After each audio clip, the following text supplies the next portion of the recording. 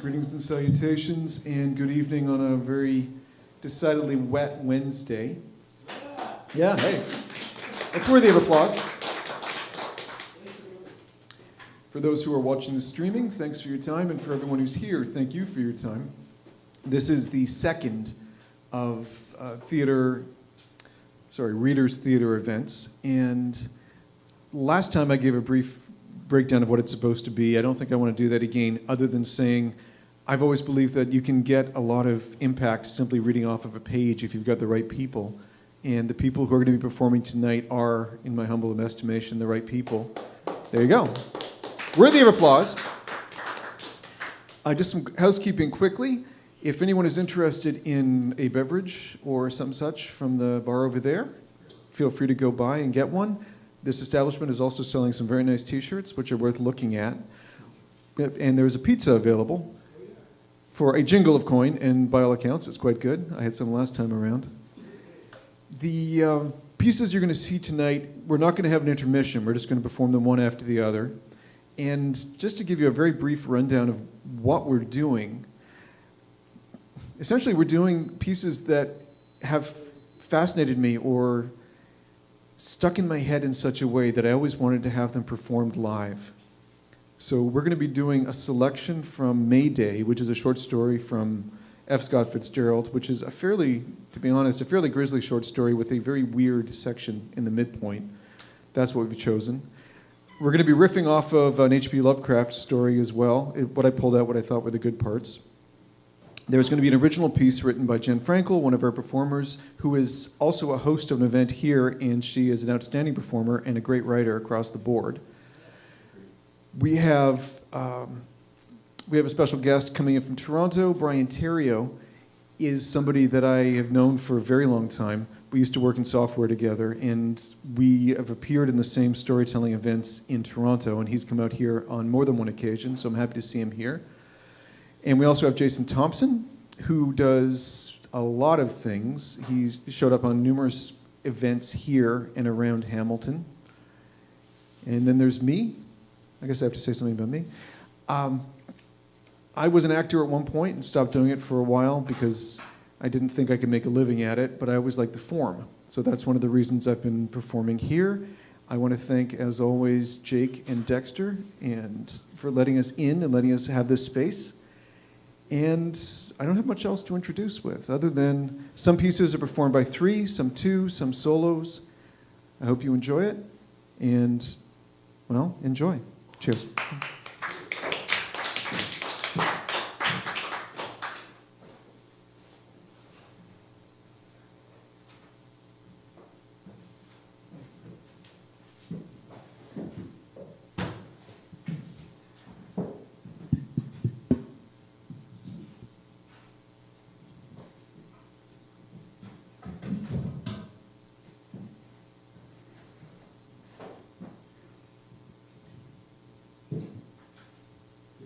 Space. I don't think I have a mic. Color? No, no.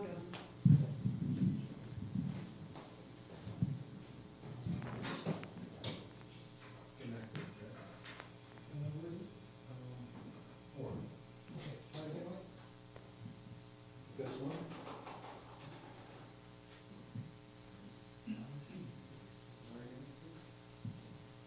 Greetings, salutations.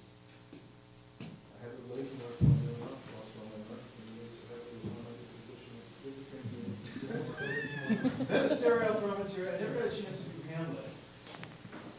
That's what I'll remember.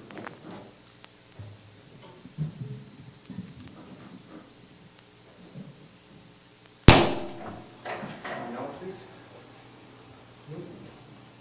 Yep.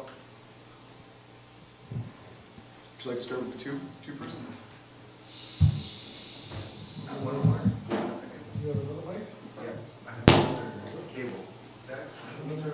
Try now. It's clicking. Why? Okay. Thank you, George. Everybody out there, thanks for your patience.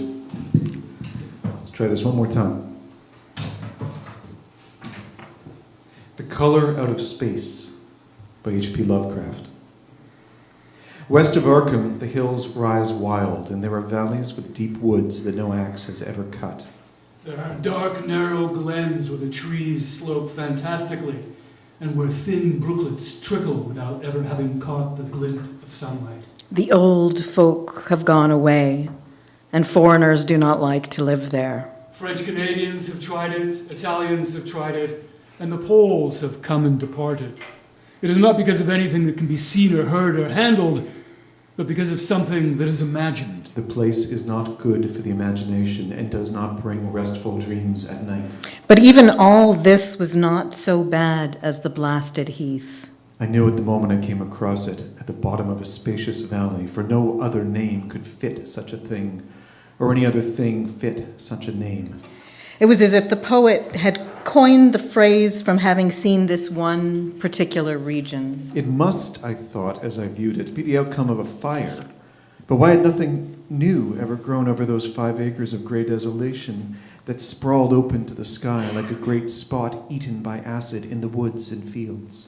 There is no vegetation of any kind on that broad expanse, but only a fine grey dust or ash, which no wind seemed ever to blow about. The trees near it were sickly and stunted, and many dead trunks stood or lay rotting at the rim. There had been no house or ruin near. Even in the old days, the place must have been lonely and remote. And at twilight, dreading to repass that ominous spot, I vaguely wished some clouds would gather, for an odd timidity about the deep skyey voids above had crept into my soul. It all began with the meteorite. And by night, all Arkham had heard of the great rock that fell out of the sky and bedded itself in the ground. 3 professors from Miskatonic University hastened out the next morning to see the weird visitor from the unknown stellar space. The professors tried it with a geologist's hammer and found it was oddly soft. It was, in truth, so soft as to be almost plastic.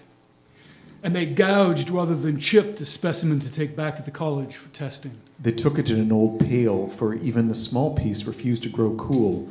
On the way back, they remarked that the fragment was growing smaller and burning the bottom of the pail. Truly it was not large, but perhaps they had taken less than they thought. The wise men answered that stones do not shrink. Its heat lingered persistently, and it had glown faintly in the night. The color, which resembled some of the bands in the meteor's strange spectrum, was almost impossible to describe. And it was only by analogy that they called it color at all. It had acted quite unbelievably in the well-ordered laboratory, doing nothing at all and showing no occluded gases when heated on charcoal, being wholly negative in the borax bead, and soon proving itself absolutely non-volatile at any producible temperature, including that of the oxo-hydrogen blowpipe. On an anvil, it appeared highly malleable, and in the dark, its luminosity was very marked. Stubbornly refusing to grow cool, it soon had the college in a state of real excitement, and when upon heating before the spectroscope, it displayed shining bands unlike any known colors of the normal spectrum. There was much breathless talk of new elements, bizarre optical properties, and other things which puzzled men of science or want to say when faced by the unknown. Hot as it was, they tested it in a crucible with all the proper reagents.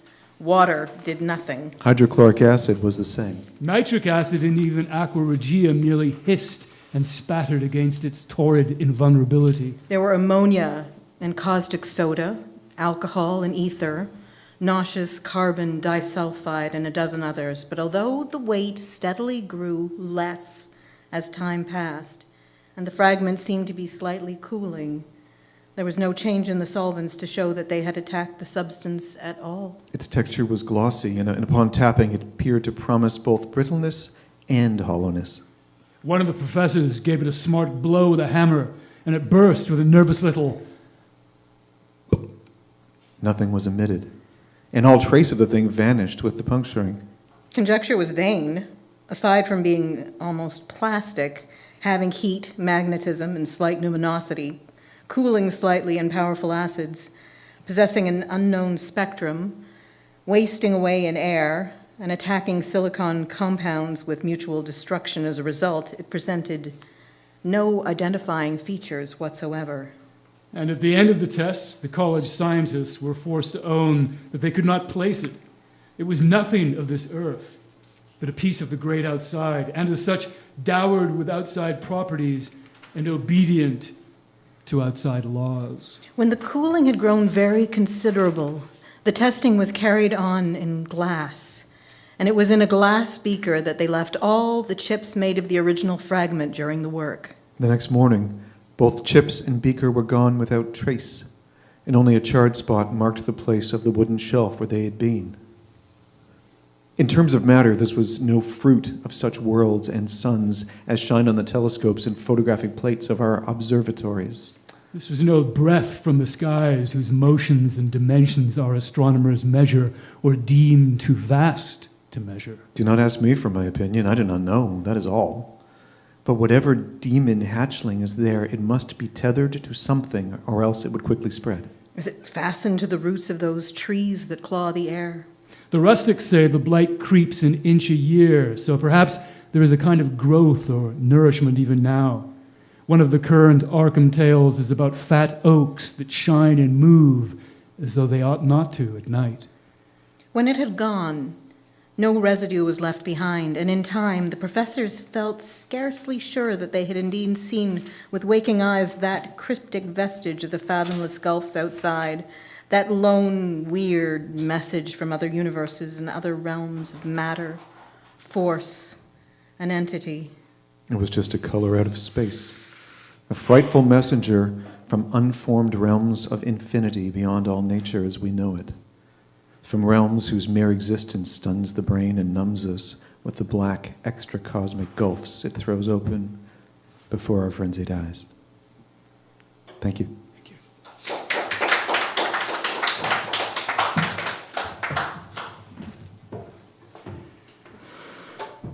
This is the damage you wreak.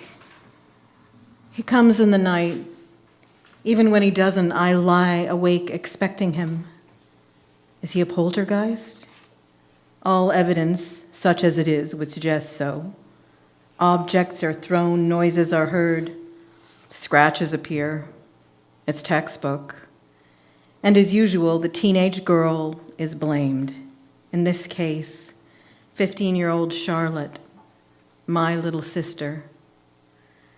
It's feeding on you like it's a battery, says the paranormal psychologist, a middle-aged man with the lean physique and the kind of height that makes men as confident as supermodels. I am the middle child, a teen too, but almost 18, with any number of complexes about weight, height, popularity, about wanting to be, as a writer once said, famous but invisible. I envy my younger sister, Charlotte, for commanding so much attention while simultaneously pitying her. I want to trade places with her, but only on alternate days. The newspapers take her picture. Our eldest sister, Jocelyn, says she looks chubby, a calculated kind of insult she immediately justifies. Mom said it first, she complains when I give her a dirty look. We call you Donald, and we can't help talking to you even though every investigator, scientific or spiritual, has warned us not to engage. We try, or I do at least. I don't want to make things worse. We call you Donald. Neither does Charlotte, I guess, but sometimes she's just oblivious. It's like she forgets and rushes into the house squealing with joy or outrage, prompting Donald to hurl a dish or knock a Coke bottle I'm drinking from off the table, to remind her that she must underwhelm his presence or he'll make her. I keep my thoughts to myself, my terror too, when Donald begins rapping on the wall deep in the night, the tap, tap, tap, working its way along to my headboard. Sometimes he keeps on going until I can feel a vibration right inside my pillow. I lie, too terrified to move, far too terrified to call out until, inevitably, Charlotte screams out that he's in her bed, Then the spell is broken. I can move, but I still say nothing. Some nights I don't even rush to her side anymore. Sometimes none of us do. I imagine she must be experiencing what I am, so I won't ever say she's lying. But I don't understand how she attracts at least some sympathy. How can no one guess it's happening to me too? The parapsychologist with the judging eyes and smug lips still has his hands on Charlotte's shoulders, bending down as if to deliberately block out the light above her. I suddenly can't take it anymore. This denial of attention I don't want anyway, this sense that Charlotte will be special as long as she is being attacked, and that I, in contrast, could be lying on the floor, bleeding from scratches even deeper than the ones Donald left on my back last week, and no one would notice. Or if they did, my mother, or perhaps Jocelyn, would groan and mutter, "Knock it off, Emily." I can't take it anymore. So I slap the whatever meter out of the man's hands. I don't care that its glass dial shatters when it hits the kitchen tiles. It's no use talking to any of them. My sisters, the professionals, our mother. It's not possible to talk to our father, whose work hours have gotten longer and longer the longer Donald has been in residence. I say the only thing I've wanted to for months. Donald, fuck right off and never come back. You are not welcome here. I expect a barrage of China, or maybe another episode of The Poor Cat rising into the air, fur electric. But there's silence. Donald is gone. I know it as surely as I've known I've done the first true thing in my life. Jocelyn is stunned, staring at me like the others, but with the same mixture of envy and pity I've felt for Charlotte. Where did he go? She knows he's left forever, too. Fuck knows, I say, reveling in the profanity.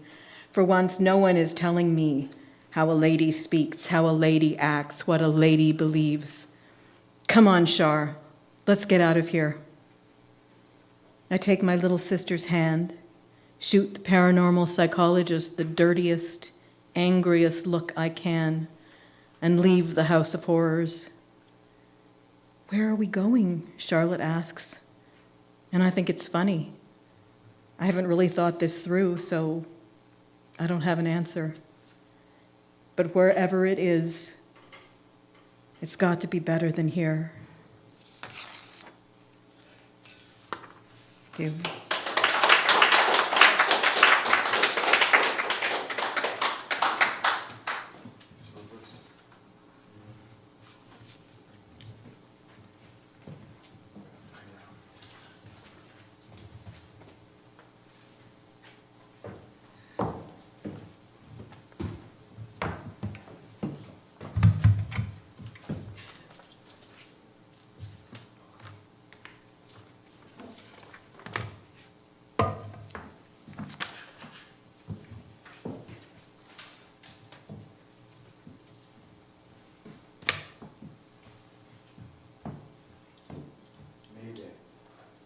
Microphone, thank you. Mayday by F. Scott Fitzgerald. Mr. In and Mr. Out are not listed by the census taker. You will search for them in vain through the social register or the births, marriages, and deaths or the grocer's credit list. Oblivion has swallowed them, and the testimony that they ever existed at all is vague and shadowy and inadmissible in a court of law. And yet I have it upon the best authority that for a brief space Mr. In and Mr. Out lived, and breathed, answered to their names and radiated vivid personalities of their own. During the brief span of their lives, they walked in their native garments down the great highway of a great nation, were laughed at, sworn at, chased, and fled from. Then they passed and were heard of no more. They were already taking form dimly when a taxicab with the top open breezed down Broadway in the faintest glimmer of May dawn.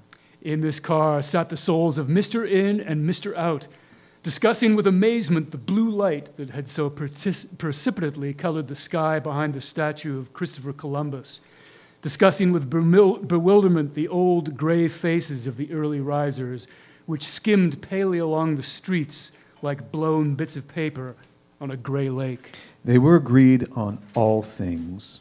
From the absurdity of the bouncer and Childs to the absurdity of the business of life, they were dizzy with extreme maudlin happiness that the morning had awakened in their glowing souls. Indeed, so fresh and vigorous was their pleasure in living that they felt it should be expressed by loud cries. Yahoo! Hooted Peter, making a megaphone with his hands. And Dean joined in with a call that, though equally significant and symbolic, derived its resonance from its very inarticulateness. Yo-ho-ho! 53rd Street was a bus with a dark, bobbed hair beauty atop. 52nd was a street cleaner who dodged, escaped, and sent up a yell of, "Look where you're aiming," in a pained and grieved voice. At 50th Street, a group of men on a very white sidewalk in front of a very white building turned to stare after them and shouted, "Some party, boys!" At 49th Street, Peter turned to Dean. "Beautiful morning," he said gravely, squinting up his owlish eyes. Probably is. "Go get some breakfast, eh?" Dean agreed, with additions. Breakfast and liquor. "Breakfast and liquor," replied Peter, and they looked at each other.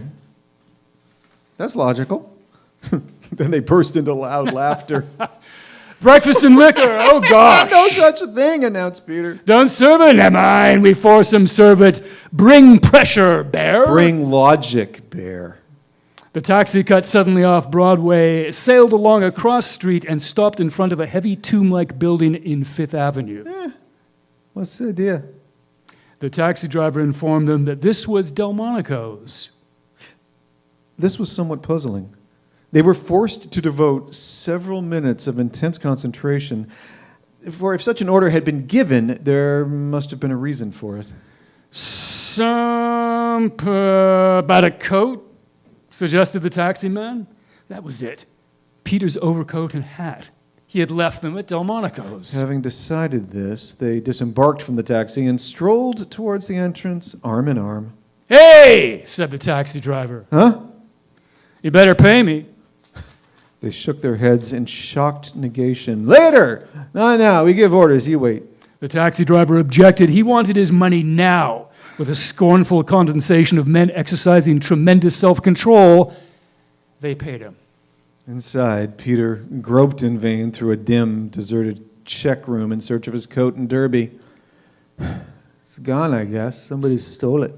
Some chef student. "Ah, probability." "Never mind," said Dean nobly. "I'll leave mine here too, then we'll both be dressed the same." He removed his overcoat and hat and was hanging them up when his roving glance was caught. And held magnetically by two large squares of cardboard tacked to the two coat-room doors. The one on the left hand bore the word in black letters. And the one in the right-hand door flaunted the equally emphatic word, out. "Look at the signs. Let's take them." Good idea.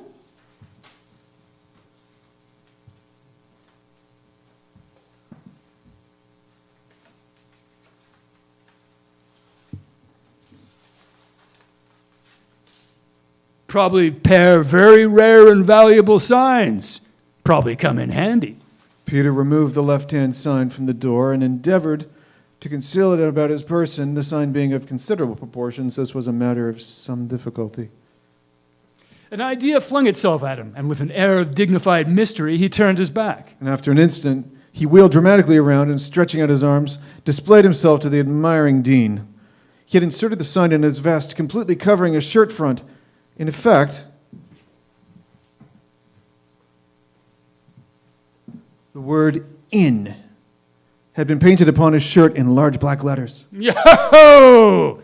cheered Dean. "Mr. In," he inserted his own sign in like manner. "Mr. Out," he announced triumphantly. They advanced and shook hands. And again laughter overcame them, and they rocked in a shaken spasm of mirth. "Yo! "We probably get a flock of breakfast." We'll go Go to the Commodore! Arm in arm, they sallied out the door and turning east into 44th Street set forth for the Commodore. As they came out, a short, dark soldier, very pale and tired, who had been wandering listlessly along the sidewalk, turned to look at them. He started over as though to address them, but they immediately bent on him glances of withering unrecognition. He waited until they had started unsteadily down the street and then followed at about 40 paces, chuckling to himself and saying, "Oh boy," over and over, under his breath, in delighted, anticipatory tones. Mr. In and Mr. Out were meanwhile exchanging pleasantries concerning their future plans. We want liquor, we want breakfast. Neither without the other. One and indivisible. We want both of them. Both of them! It was quite light now.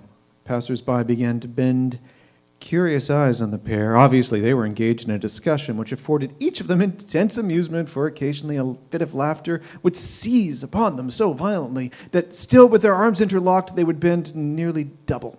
Reaching the Commodore, they exchanged a few spicy epigrams with the sleepy-eyed doorman, navigated the revolving door with some difficulty, and then made their way through a thinly populated but startled lobby to the dining room, where a puzzled waiter showed them an obscure table in a corner. They studied the bill of fare helplessly, telling over the items to each other in puzzled mumbles. Don't see any liquor here, Peter said reproachfully. The waiter became audible but unintelligible. Repeat, continued Peter with patient tolerance, that there seems to be an unexplained and quite distasteful lack of liquor upon bill of fare. "Here!" said Dean confidently. "Let me handle him." He turned to the waiter. Bring us a quart of champagne, a probable ham sandwich." The waiter looked doubtful. "Bring it!" roared Mr. In and Mr. Out in chorus. The waiter coughed and disappeared. There was a short wait during which they were subjected without their knowledge to a careful scrutiny by the head waiter. Then the champagne arrived, and at the sight of it, Mr. In and Mr. Out became jubilant. Imagine they're objecting to us having champagne for breakfast. Just imagine. They both concentrated upon the vision of such an awesome possibility, but the feat was too much for them. It was impossible for their joint imaginations to conjure up a world where anyone might object to anyone else having champagne for breakfast. The waiter drew the cork with an enormous, wait for it,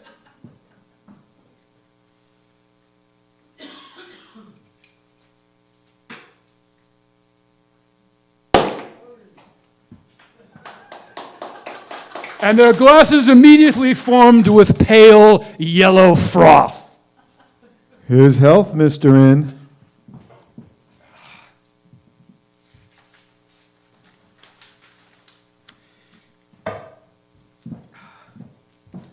Here's same to you, Mr. Out. The waiter withdrew. The minutes passed and the champagne became low in the bottle.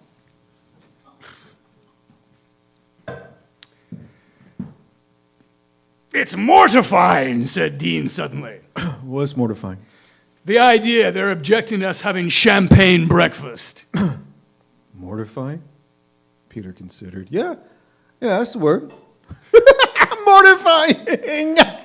Again, they collapsed into laughter, howled, swayed, rocked back and forth in their chairs, repeating the word mortifying. Mortifying! Mortifying! Mortifying! Over and over to each other, each repetition seeming to make it only more brilliantly absurd. And after a few more gorgeous minutes, they decided on another quart. The anxious waiter consulted his immediate supervisor, and this discreet person gave explicit instructions that no more champagne should be served. Their check was brought. And 5 minutes later, arm in arm, they left the Commodore and made their way through a curious, staring crowd along 42nd Street and on Vanderbilt Avenue to the Biltmore, and there, with sudden cunning, they rose to the occasion and traversed the lobby, walking fast and standing unnaturally erect. Once in the dining room, they repeated their performance. They were torn between intermittent convulsive laughter and sudden spasmodic discussions of politics, college, and the sunny state of their dispositions. Their watches told them it was now 9 o'clock. and a dim idea was born in them that They were on a memorable party, something they would remember always. They lingered over the second bottle, and either of them only had to mention the word mortifying to send them both into riotous gasps. the dining room was whirring and shifting now. A curious lightness permeated and rarefied the heavy air. They paid their check and walked out into the lobby. It was at this moment that the exterior doors revolved for the 1,000th time that morning and admitted into the lobby, a very pale young beauty with dark circles under her eyes, attired in a much rumpled evening dress. She was accompanied by a plain, stout man. Obviously, not an appropriate escort. At the top of the stairs, the couple encountered Mr. In and Mr. Out.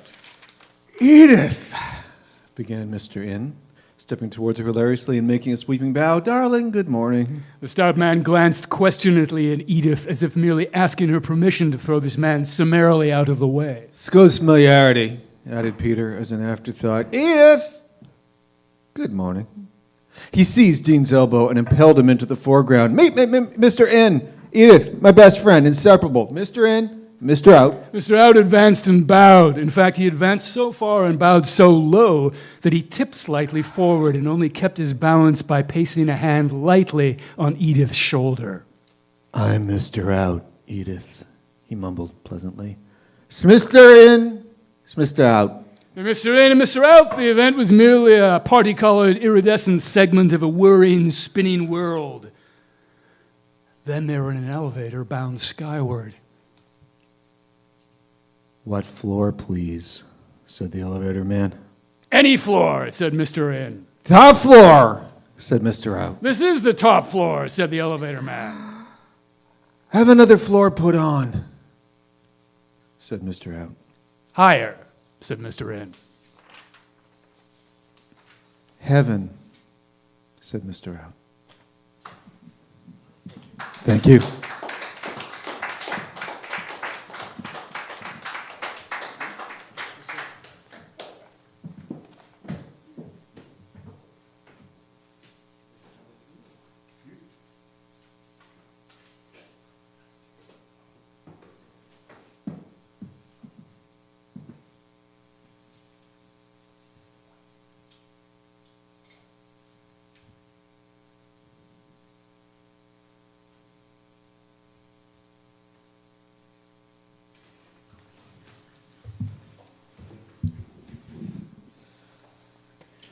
Tonight I'm reading a work by François-Marie Aroulet, also known as Voltaire, who lived between 1640 and 1778.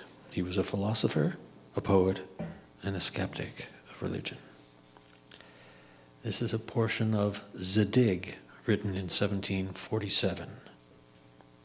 Chapter 18, The Hermit.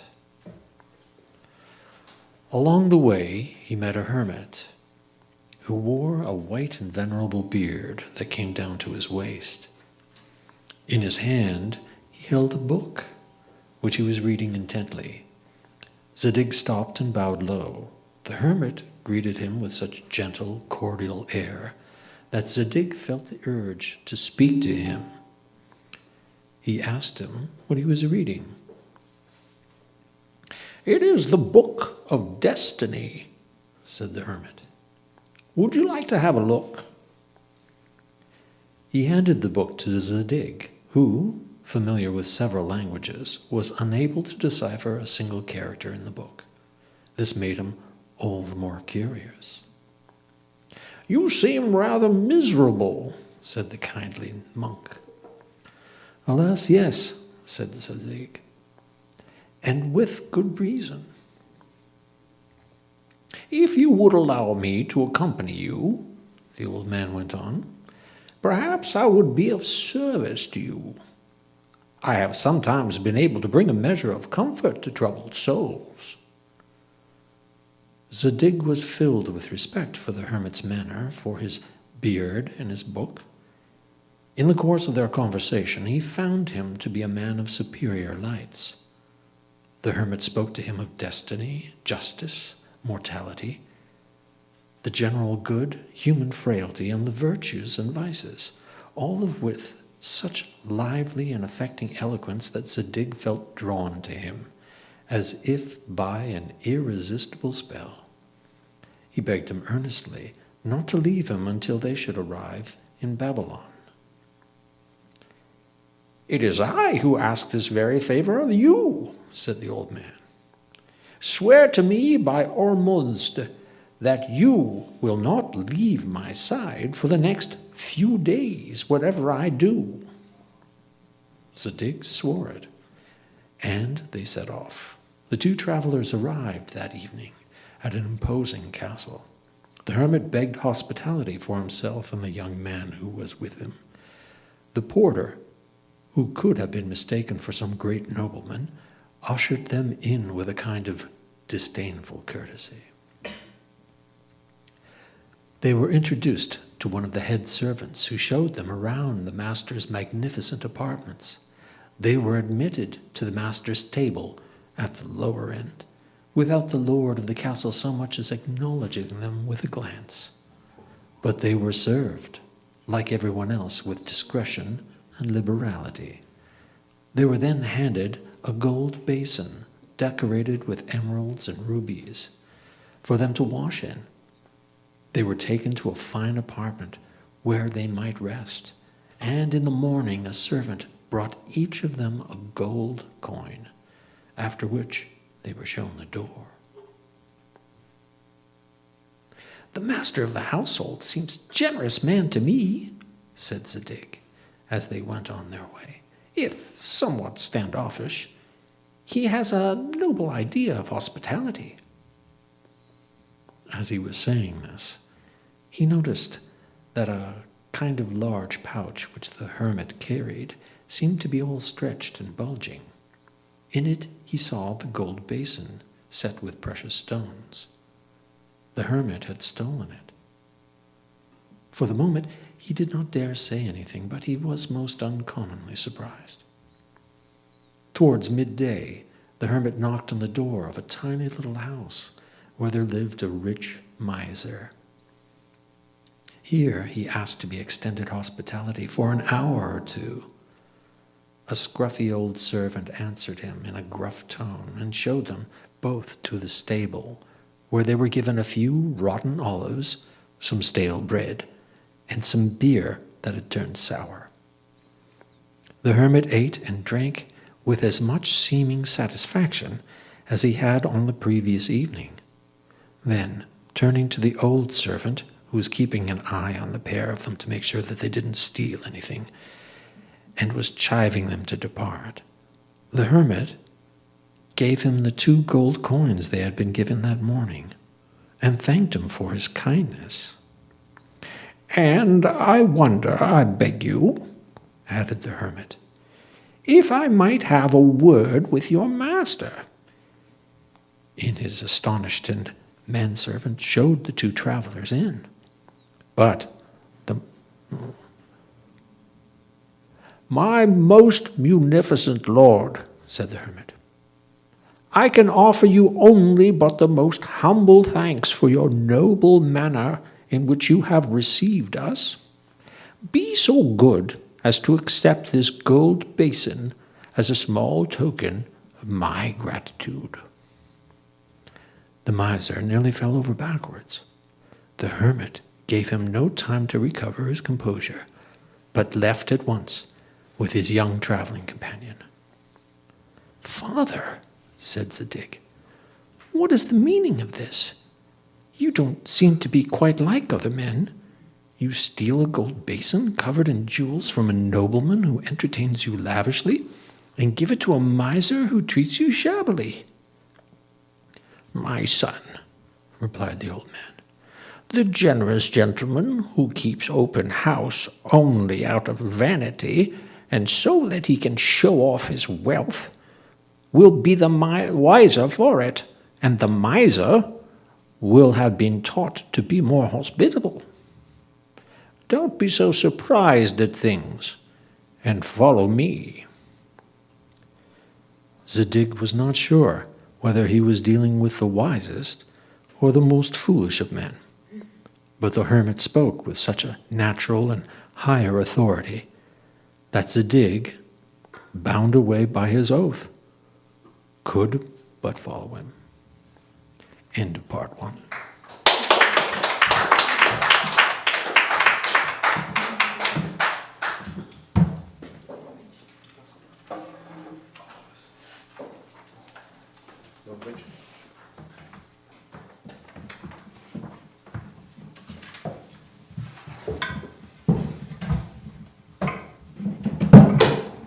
Just the two of us. Oh, sorry.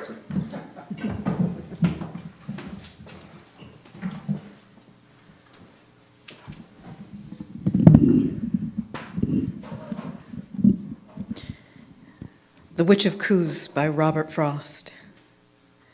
Folks think a witch who has familiar spirits. She would call up to pass a winter evening, but won't. Should be burned at the stake or something. Summoning spirits isn't button, who's got the button? I would have them know. Mother can make a common mule rear and kick with 2 legs like an army mule. And when I've done it, what good have I done? Rather than tip a table for you, let me tell you what Raoul the Sioux Control once told me. He said the dead had souls. When I asked him how that could be, I thought the dead were souls. He broke my trance. Don't that make you suspicious that there's something the dead are keeping back? Yes, there's something the dead are keeping back. You wouldn't want to tell him what we have up attic, Mother. Bones. A skeleton.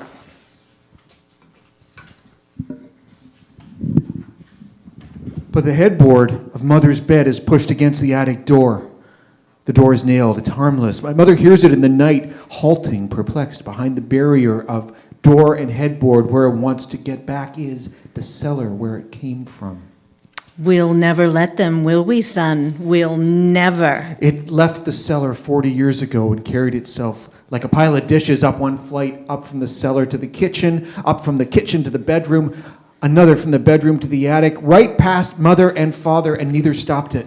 Father had gone upstairs. Mother was downstairs. I was a baby. I don't know where I was. The only fault my husband found with me, I went to sleep before I went to bed.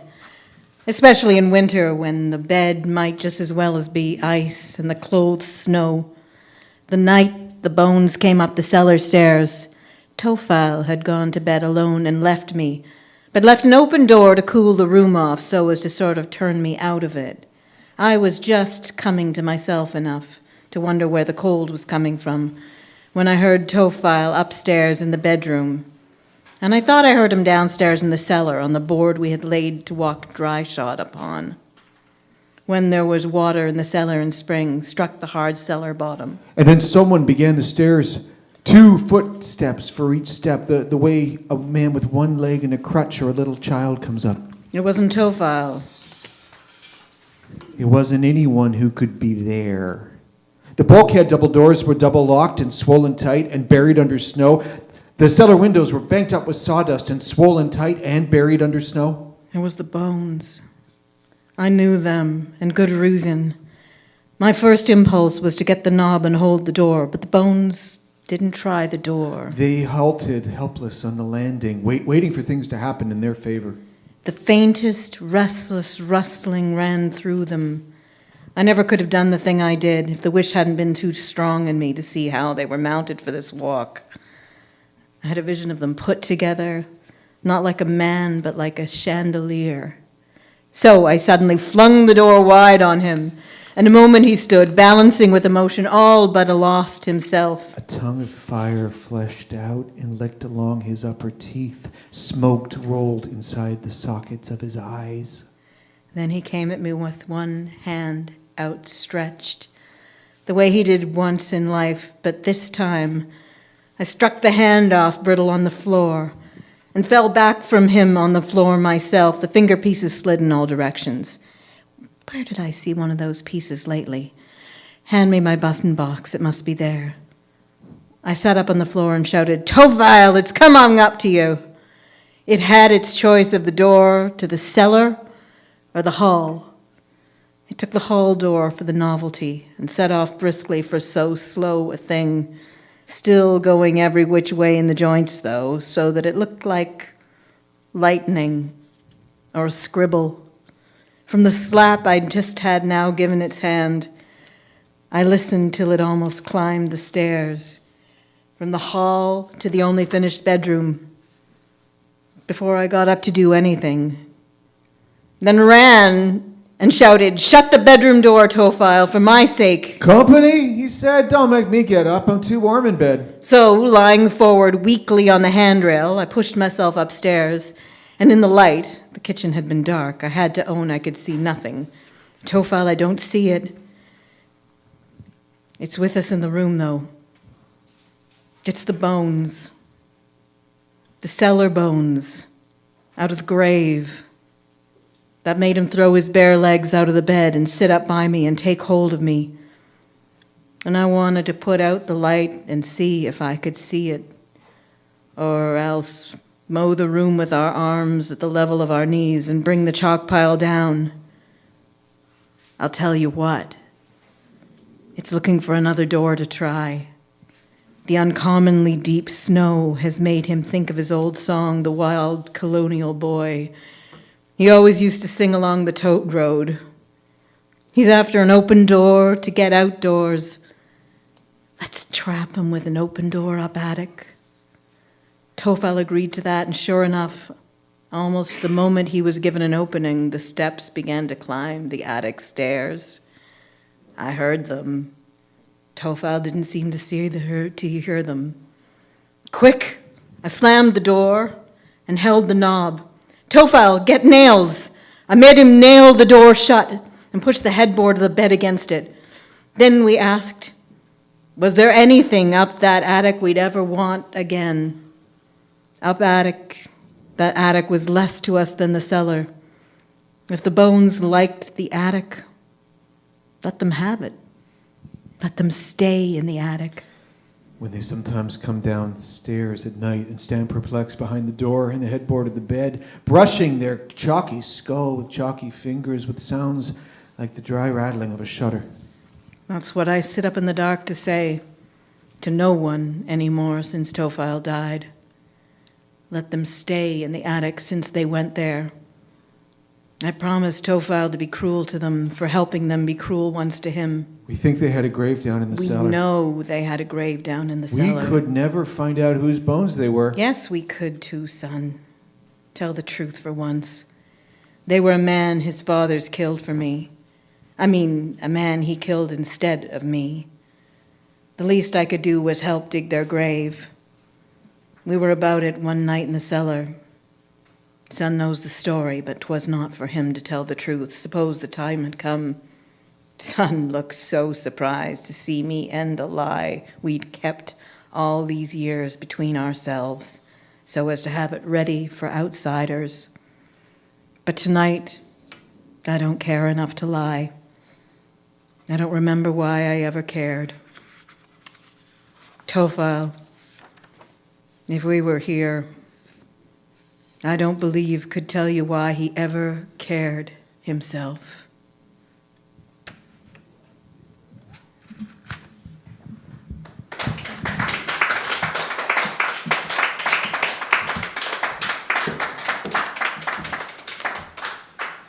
The floating head?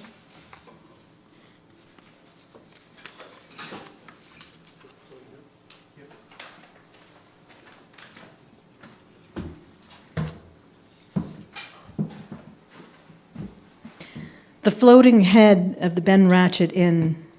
Oh, wait a sec, that's. You can say that. Near the Perth Road, Dundee, as collected by Elliot O'Donnell. One summer evening early in the 80s, Mr. Murphy and his wife arrived in Dundee. The town was utterly unknown to them, and they were touring Scotland for the first time. Not knowing where to put up for the night, and knowing no one to whom they could apply for information, they consulted a local paper. And from the long list of hotels and boarding houses advertised therein, they selected the Ben Ratchett Inn near the Perth Road as being the one most likely to meet their modest requirements. They were certainly not disappointed with the exterior of the hotel they had chosen, for as soon as they saw it, they exclaimed simultaneously, What a delightful old place!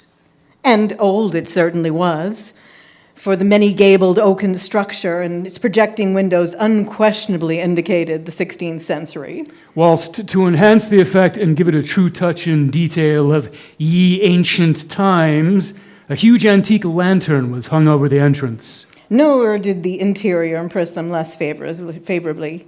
The rooms were large and low, the ceilings, walls, floors, and staircases all of oak. The diamond lattice windows and narrow, tortuous passages and innumerable nooks and crannies and cupboards created an atmosphere of combined quaintness and comfort that irresistibly appealed to the Murphys. Viewed under the searching rays of the sun and cheered by the voices of the visitors, the interior of the house, for artistic taste and cheerfulness, would indeed be hard to beat.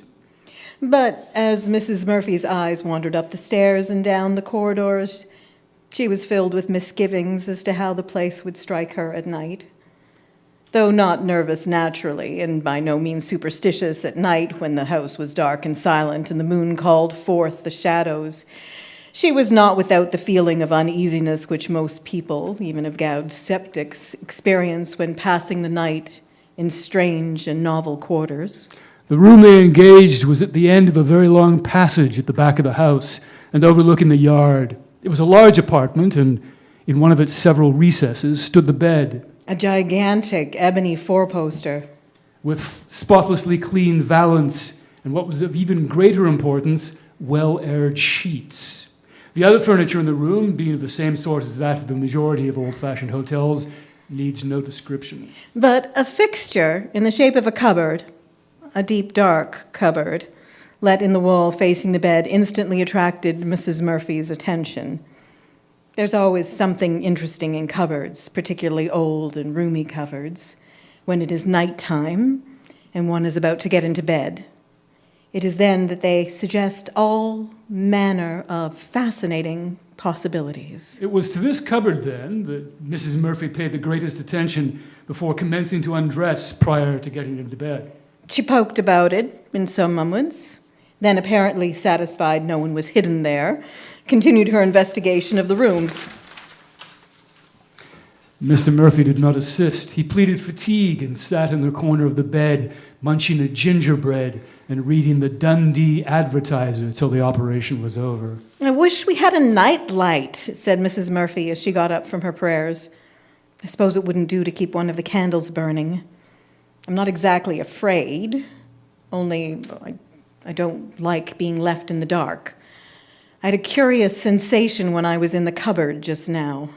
It certainly is a rather gloomy room, Mr. Murphy remarked, raising his eyes to the black oak ceiling. And I agree with you, it would be nice if we had a nightlight. But we haven't, my dear, and I think we ought to try and get to sleep as soon as possible. He blew out the candles, and as he spoke, quickly scrambled into bed. A long hush followed, broken only by the sound of breathing. Mrs. Murphy could never remember if she actually went to sleep, but she is sure her husband did, as she distinctly heard him snore. She was lying, listening to it, and wishing with all her soul she could get to sleep when she suddenly became aware of a smell, a most offensive, pungent odor that blew across the room and up her nostrils. The cold perspiration of fear at once broke out on her forehead. Nasty as the smell was, it suggested something more horrible, something she dared not attempt to analyze. She thought several times of rousing her husband, but remembering how tired he had been, she desisted. A death-like hush hung over the house, interrupted at intervals by the surreptitious noises peculiar to the night. Enigmatical creaks and footsteps, rustlings as of drapery, signs and whisperings. Mrs. Murphy caught herself, waiting for some definite auditory manifestation of what she instinctively felt was near at hand. At present, however, she could not locate it. She could only speculate on its whereabouts. It was somewhere in the direction of the cupboard.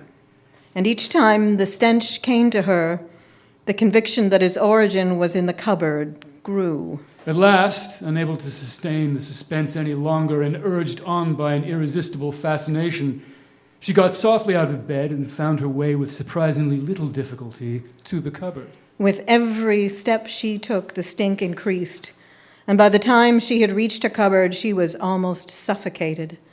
For some seconds, she toyed irresolutely with the door handle, longing to be back in bed, but unable to tear herself away from the cupboard. At last, yielding to the demands of some piteously exacting unknown influence, she held her breath and swung open the door. The moment she did so, the room filled with a faint phosphorescent glow of decay, and she saw, exactly opposite her, a head, a human head, floating in midair. Petrified with terror, she lost every atom of strength, and, entirely bereft of the power to move or articulate a sound, she stood stock still, staring at it. That it was the head of a man she could only guess from the matted crop of short red hair that fell in a disordered entanglement over the upper part of the forehead and ears. All else was lost in a loathsome, disgusting mass of detestable decomposition, too utterly vile and foul to describe. On the abnormal thing beginning to move forward, the spell that bound Mrs. Murphy to the floor was broken, and with a cry of horror, she fled to the bed and awoke her husband. The head was by this time close to them, and had not Mrs. Murphy dragged her husband forcibly out of its way, it would have touched him. His terror was even greater than hers. But for the moment, neither of them could speak. They stood clutching one another in an awful silence. Mrs. Murphy at length gasped out, "Pray, John, pray! Command the thing in the name of God to depart." Mr. Murphy made an effort to do so, but not a syllable would come. The head now veered round and was moving swiftly toward them, its awful stench causing them both to retch and vomit. Mr. Murphy, seizing his stick, lashed at it with all his might. The result was one they might well have expected. The stick met with no resistance, and the head continued to advance. Both Mr. and Mrs. Murphy then made a frantic attempt to find their door.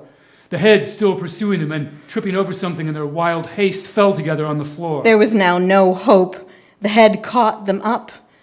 It hovered immediately above them and descended lower, lower, lower. Finally passed right through them, through the floor, and out of sight. It was long ere either of them could be sufficiently recover to stir from the floor. And when they did move, it was only to totter to their bed and to lie with all the bedclothes well over their heads, quivering and quaking till the morning. The hot morning sun dissipating their fears, they got up and, hurrying downstairs, demanded an interview with their landlord. It was in vain. The latter argued that it was all a nightmare. They showed the absurdity of such a theory by insisting that they had both simultaneously experienced the phenomenon. They were about to take their departure when the landlord, retracting all he had said, offered them another room and any terms they liked, if only they would stay and perhaps hold their tongues. "I know every word you say is true," he said, in such a submissive tone that the tender hearts of Mr. and Mrs. Murphy instantly relented. "But what am I to do? I cannot shut up a house I have taken on a 20-year lease because one room in it is haunted."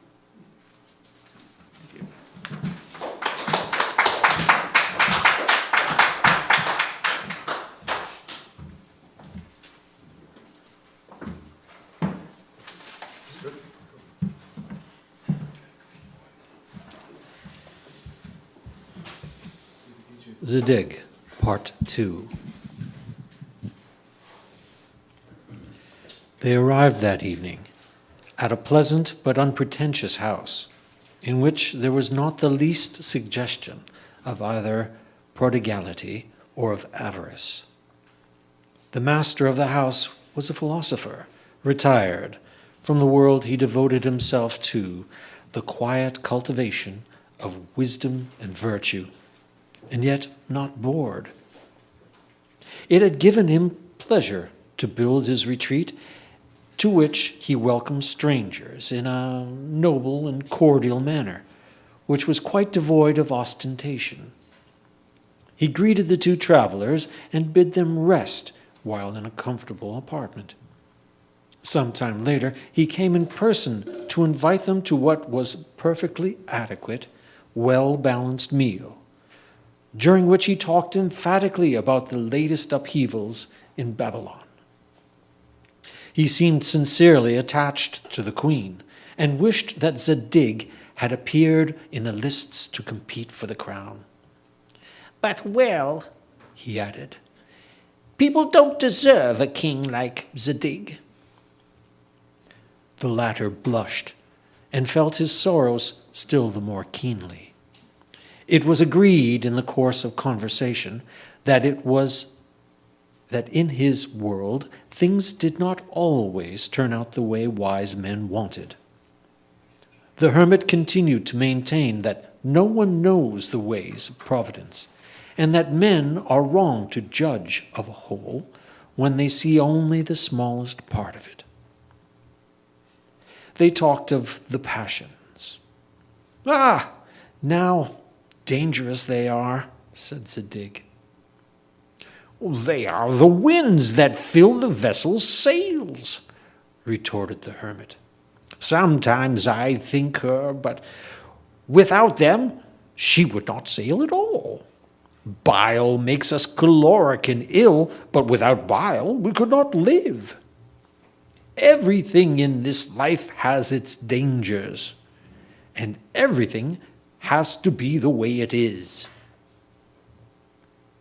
They talked of pleasure, and the hermit argued that it was a gift from the deity. "For," he said, "man cannot independently cause himself to have sensations or ideas. These come to him. Pain and pleasure come from outside of him, as does his very existence." Zadig marveled that the man, who had behaved so oddly, could reason so well. Eventually, after a discussion which had been as instructive as it had been pleasurable, their host escorted the two travelers to their room, duly acknowledging heaven's blessing in sending him two such wise and virtuous men. He offered them some money in a natural and courteous way that could not possibly offend. The hermit refused it, and told him that he would take his leave of him now, as he intended to set out for Babylon before it was light. They bid each other a fond farewell. Zadig especially felt full of esteem and liking for such a thoroughly decent man.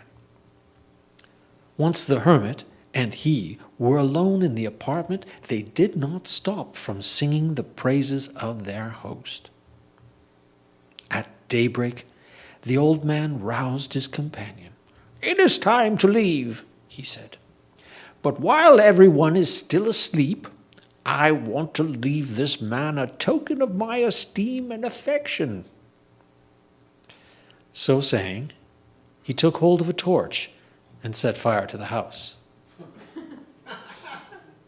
Zadig, appalled, screamed at him and tried to prevent him from doing this dreadful thing. The hermit, being of superior strength, dragged him away. The house was engulfed in flames. The hermit, who had already gone some distance with his companion, calmly looked back to see it burn. "Thank God," he said. "There goes my dear host's house, destroyed from top to bottom. Oh, happy man." At these words, Zadig was tempted simultaneously to laugh at the reverend father and to hurl abuse at him, to hit him and to run away from him. But he did none of these things. With the hermit still in the ascendant, followed him, despite himself, to the last of their nightly sojourns. This was at a house of a charitable and virtuous widow who had a 14-year-old nephew, a most accomplished youth, and her one hope for the future. She did the honors of the house to the best of her ability. The following day, she told her nephew to accompany the travelers as far as a bridge, which, being lately damaged, had become dangerous to cross. The young man, all eager, led the way. Once they were on the bridge, the hermit said to the young man, "Come, I must show your aunt how grateful I am." Whereupon he grabbed him by the hair and threw him into the river. The lad sank to the bottom, surfaced briefly, and was then swept away by the current. "You monster!" screamed Zadig. "You wicked, evil man! You promised you'd be more patient," the hermit interjected. "It may interest you to know that beneath the ruins of that house, which Providence had set fire, its master had discovered a huge hoard of treasure. It may also interest you to know that the young man who's just had his neck wrung by Providence would have murdered his aunt within a year, and you within 2. "Who says so, you barbarian?" cried Zadig. "And even if you did read that in your book of destiny, does that mean that you have the right to drown a child who never did you any harm?" As the Babylonian was talking, he noticed that the old man had lost his beard and that his face was assuming a youthful appearance. His hermit's habit vanished. 4 beautiful wings overlaid a majestic body that was radiant with light. "O heavenly envoy! O angel divine!" exclaimed Zadig, prostrating himself on the ground. "Are you then come down to earth from imperial heaven to teach me, feeble mortal, to submit to the eternal decrees?" "Men," said the angel Jesrad, "have an opinion on everything and know nothing. You were the one human being who most deserved to be enlightened." Zadig asked permission to speak. "I hesitate to say this," said, "but I venture to ask you, would you clear up this one point for me? Wouldn't it have been better to teach the young man a lesson and make him virtuous rather than drown him?" Jesserad answered him, "Had he been virtuous and had he lived, it was his destiny to be murdered himself, together with his wife he would have married and the son they would have had." "But that means, doesn't it," said Zadig, "that disasters and crimes have to exist, and that disasters will happen to innocent people?" "The wicked are always unhappy," replied Jesserad. "Their function is to be a trial to the small number of the just that are scattered throughout the world. There is no evil from which no good comes." "But," said Zadig, "what if there were only good and no evil at all?" "Then," replied Jesserad, "this world would be a different world. The logic of the events would belong to a different order of wisdom. And such an order, which would be the perfect order, can only exist in the eternal abode of the Supreme Being, whom no evil may touch. He has created millions of worlds, not one of which can be like any other. This immense variety in his attitude of his immense power. There are no 2 leaves on all the trees of earth, nor any 2 globes in all the infinite reaches of heaven, which are alike. And everything you see down here on this little speck of dust where you have been born necessarily occupies its own appointed place and time in accordance to the immutable laws of Him who embraces all things. Men think that this child, who has just perished, fell into the water by chance, and that it was likewise by chance that the house burnt down. But there is no such thing as chance. Everything is either a test or a punishment, a reward or a precaution. Remember that fisherman who thought he was the happiest man alive? Ormuzd sent you to change the course of destiny. Feeble mortal, cease to argue against that which rather you should worship and adore. But, said Zadig, and as he said, but, the angel was already winging his way towards the 10th heaven. Zadig, kneeling, worshipped and adored Providence, and bowed down.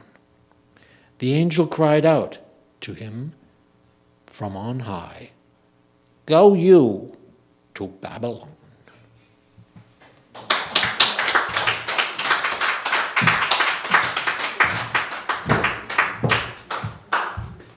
Can you please keep that going for one more minute for Jennifer, Brian, Jason.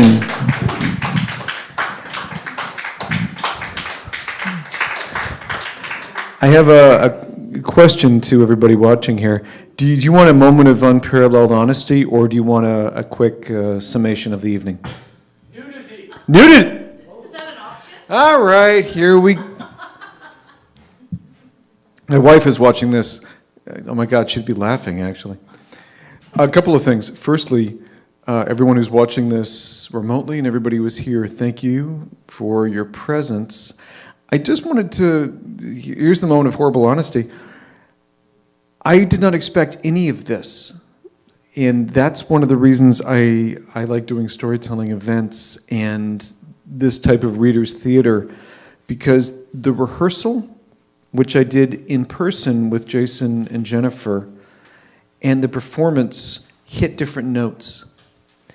I've always liked reader's theater because some part of your brain, when it clicks, says, wait a minute, you don't need a stage, you don't need a black book, you don't need sets. You can get a lot across simply by speaking and simply by projecting it outwards and simply by feeling it.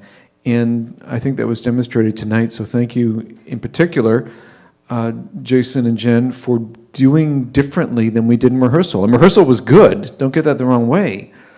But what we did on stage tonight was very different. And for Brian, who I've known for a long time, who, when I said, are you interested in doing this? He said, I'd like to do Voltaire. And I said, pardon? And it's not that I didn't think he could do it. I just did not know how it would manifest. It manifested beautifully. So I have been saying for ages, since Brian in particular started doing storytelling, I wanted to be on the same stage. I've now been on the same stage with him on 3 or 4 occasions, probably more. Am I senile? I am senile. It is always, genuinely, it's always a pleasure, it's always an honor. So everybody who's present here today has seen something that began as one thing and became something else. We are a little bit over the time because originally these events are to be like around an hour and 15 minutes. We are an hour and 17 minutes. Sue me, if you must. I just want to give some more thanks again to our cast. Thank you very much for being here this evening. For the audience, thank you for taking part in this. For Dex and for Jake, thank you for putting this together. Thank you for allowing me to do this. Everybody who's in the room, if you want to hang out for a little bit while, there is once again a bar and various accoutrements you might want to take part in. And I hope to do this again, and I'm delighted to have done it. Thank you very much for your time, everybody across the board. And across the board, and one last bit, if I can be unabashedly sentimental, The Witch of Coos is a poem that I found in an enormous volume of Robert Frost when I was a kid. And my mother owned it for reasons I don't know. And I pointed out to her once, and she said, "Oh, that's a scary one."